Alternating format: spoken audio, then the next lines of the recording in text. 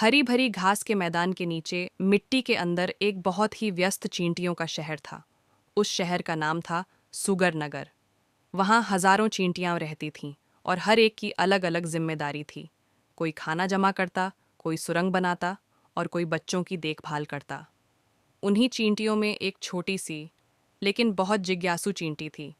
Mini mini बाकी चींटियों जैसी नहीं थी। जब सब सीधी लाइन में काम करती थीं, तब मिनी इधर उधर देखती और सोचती, हमारे शहर के बाहर की दुनिया कैसी होगी।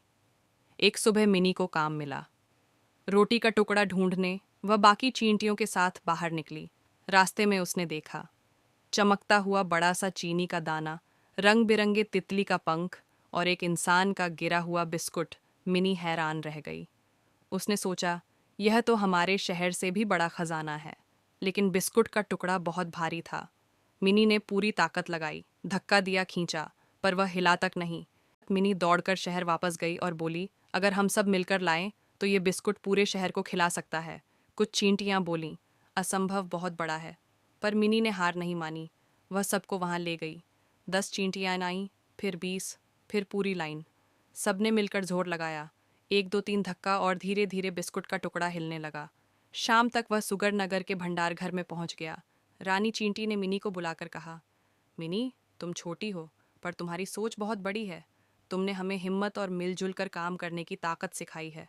उस दिन से सब उसे एक्सप्लोरर मिनी कहने। अगले दिन मिनी फिर बाहर निकली। हल्की हवा चल रही थी और पत्तों से धूप छन कर आ रही थी। तभी उसे आगे कुछ चमकता हुआ दिखा। वाह, कितना सुंदर धागा है, मिनी बोली। पर वह धागा नहीं था, वह था मकड़ी का जाल। मिनी जैसे ही आगे बढ़ी, वह जाल में फंस गई। अरे, मेरे पैर तो हिल ही नहीं रहे। ऊपर से एक धीमी आवाज आई। एक बड़ी काली मकड़ी धीरे धीरे नीचे उतर रही थी। मिनी डर गई, लेकिन उसने घबराने की बजाय सोचना शुरू किया। उसने देखा कि पास का पत्ता हवा से हिल रहा है। उसने जोर से चिल्लाया, बचाओ, सुगर नगर टीम। साथ ही वह अपने शरीर को हिलाने लगी, जिससे जाल में कंपन होने लगा। मकड़ी गुस्से में बोली, शांत रहो, जाल टूट जाएगा। पर मिनी जानती थी, चींटियां आवाज और कंपन से संकेत समझती हैं। कुछ ही देर में जमीन से चींटियों की एक लंबी लाइन आती दिखी। मिनी की सहेलियां आ गई थीं। कुछ चींटियां जाल के नीचे के पत्ते काटने लगीं। कुछ मकड़ी की तरफ मिट्टी फेंकने लगीं। मकड़ी घबरा गई। अरे, ये तो पूरी सेना ले आई। जाल हिलने लगा। टक, एक कोना टूट गया। मिनी नीचे पत्ते पर गिर पड़ी। सुरक्षित मकड़ी समझ गई कि इतनी चींटियों से भिड़ना ठीक नहीं। वह अपना टूटा जाल छोड़कर भाग गई। मिनी की सहेलियां दौड़कर आईं। तुम ठीक हो? मिनी मुस्कुराई। थोड़ा डर लगा, पर मुझे पता था तुम लोग जरूर आओगी। शहर वापस जाकर सबने मिनी की कहानी सुनी। रानी चींटी ने कहा, अब तुम सिर्फ एक्सप्लोरर नहीं, बल्कि हमारी बहादुर एक्सप्लोरर मिनी हो। मिनी ने उस दिन सीखा, दुनिया सुंदर है, लेकिन हर चमकने वाली चीज सुरक्षित नहीं होती। एक दिन अचानक आसमान काला हो गया। मिनी बाहर दाना ढूंढ ही रही थी कि टिप टिप टिप बारिश शुरू हो गई। चींटियों के लिए बारिश मज़ेदार नहीं, बल्कि खतरनाक होती है। बारिश की बूंदें उनके लिए बड़े पत्थरों जैसी होती हैं। मिनी ने देखा कि पानी की एक धारा सीधे सुगर नगर की ओर बह रही है।